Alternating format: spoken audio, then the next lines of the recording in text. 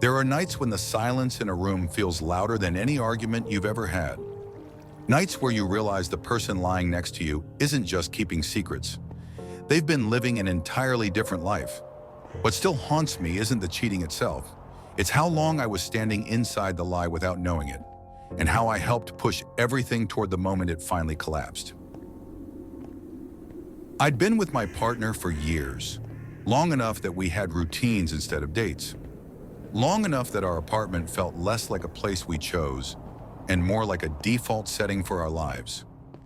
We weren't perfect, but we were stable. Or at least that's what I told myself when things started to feel off. It began with her talking about another couple. At first it was harmless. A new friend she'd met through work, let's call her Mary, and Mary's husband Joe. She mentioned them casually at first, how Mary was confident, how Joe was calm, how they communicated so well, how everything between them seemed effortless. I didn't mind at the start. People admire other couples all the time. But over weeks it became constant. Every conversation somehow circled back to them. How they split chores, how they never raised their voices, how they handled conflict the healthy way. I remember thinking it was strange how much weight she gave their relationship. Like she wasn't just observing them, she was studying them, measuring us against them. I met Mary and Joe once. They were fine, polite, normal. Not the mythical relationship gurus my partner made them out to be. Honestly, they seemed a little boring, but my partner talked about them like they'd unlocked some secret code to love that the rest of us were too immature to understand.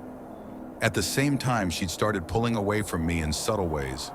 Less affection, more late nights at her own place, to clear her head, more comments about how other people communicated better than we did. I felt myself getting defensive, resentful, tired. The night everything cracked, I'd had a brutal day at work. One of those days where every small annoyance stacks until you feel hollowed out. All I wanted was quiet. Instead, she started again. Mary and Joe would never talk to each other like that, she said casually while scrolling her phone. Mary says respect is everything. Joe always listens. Something in me snapped, not explosively, but sharply, like glass breaking cleanly.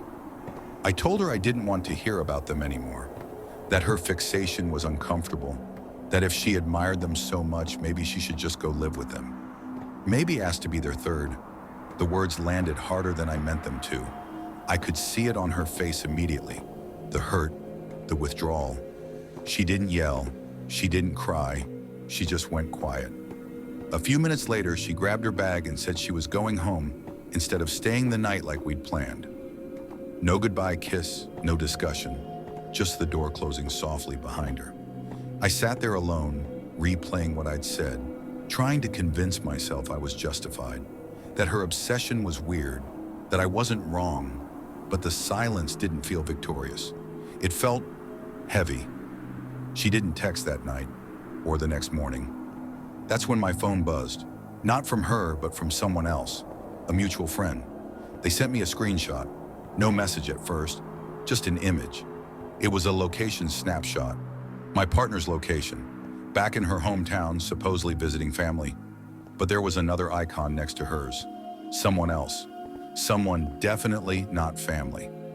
I tried calling her, straight to voicemail. I checked again. Her location had disappeared. That's when the messages started coming in. The friend told me something that made my stomach drop. Apparently back home, my partner had been telling people we'd broken up months ago, that she was planning to move back after our lease ended, that I was already out of the picture. The friend admitted they'd been asked to keep quiet, that she said she was waiting for the right time to tell me. The right time, as if our entire relationship was a poorly scheduled meeting. Then came the part that broke whatever denial I had left. That morning, the friend had walked in on her with someone else, in her parents' house, while her parents were away. I sat on the floor of our apartment, my back against the couch, feeling like the room had tilted. Everything around me suddenly looked staged, our photos, our furniture, the little souvenirs from trips we took. Evidence of a relationship that apparently only existed for one of us. I reached out to an old friend from that hometown. I didn't even know what I was asking for. Just clarity, I guess. She replied almost immediately. Why is your partner on Tinder? I felt my chest tighten before I even saw the proof. Screenshots, her profile, pictures I had taken of her, photos from trips we went on. One picture where my face had been cropped out, another where it said, "This could be you." That line echoed in my head for days. This could be you. As if I was interchangeable, replaceable, already erased. 5 hours. That's how long I had before she would be back in the city. She texted me casually from the airport, like nothing had happened, like she hadn't detonated our life and left me standing in the debris. I didn't reply. Instead, my best friend came over. We didn't talk much. There was no dramatic crying, no screaming rage, just numb efficiency. We packed my clothes, my essentials, the dog's things. I walked through each room, deciding what version of myself I was willing to leave behind. I didn't take the photo albums. I couldn't. Keeping them would hurt too much. But letting her keep them felt like handing her proof that she could rewrite history however she wanted. I handled the logistics like a machine. Emails sent, forms filled out, insurance canceled, legal ties severed. Each click felt surreal, like dismantling a life I'd thought was solid. The strangest part was how calm I felt. Not peaceful, just empty. I left before she got home. No note, no confrontation, no closure speech, just absence. In the days that followed, the shock wore off, and something else crept in. Not just heartbreak, but shame. I kept replaying the early signs. Her obsession with that other couple, the comparisons, the emotional distance, the nights she chose not to come home. I wondered if I'd pushed her away, if my exhaustion and sarcasm had given her permission to detach, if my comment about her creepy crush was the final shove she needed to justify what she'd already been doing. But then I remembered the lies, the months of pretending, the way she told an entire town that I no longer existed. And I realized something painful but necessary. You don't accidentally build a second life. You don't slowly erase someone by mistake. I didn't lose her that night. She had already left.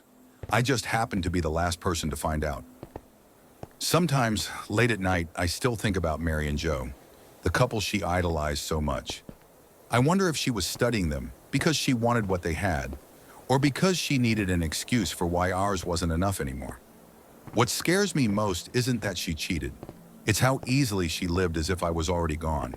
And the question that still keeps me awake is this: if someone can erase you so completely while you're still standing right beside them, how many other people are living inside relationships that ended long before goodbye was ever spoken?